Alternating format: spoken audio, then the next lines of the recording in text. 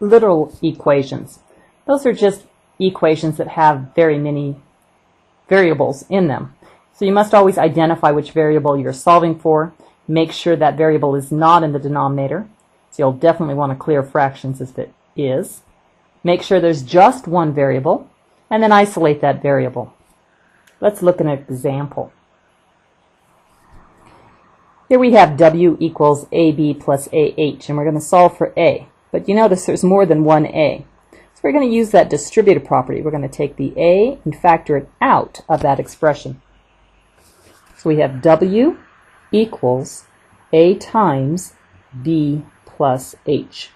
So we're trying to solve for A. There's just one A in the problem. What's with it is this quantity B plus H, which is being multiplied to the A.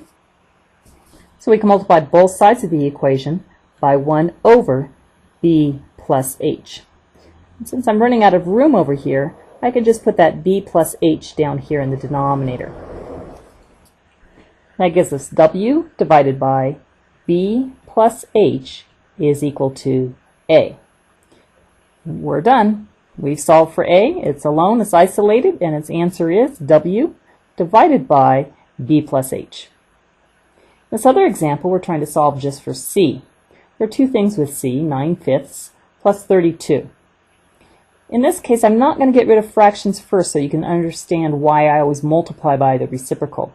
So I'll get rid of the 32 by adding a negative 32 to each side of the equation. So we have F minus 32 is equal to 9 over 5 times C. So our job is still to get C alone. What's with it is 9/5.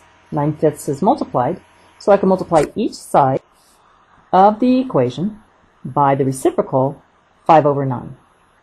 Now on this side, when I'm multiplying by the 5 over 9, you notice there's two things, the F and the 32. So it's extremely important to use parentheses there so you realize that this 5 over 9 gets multiplied to both the F and the negative 32.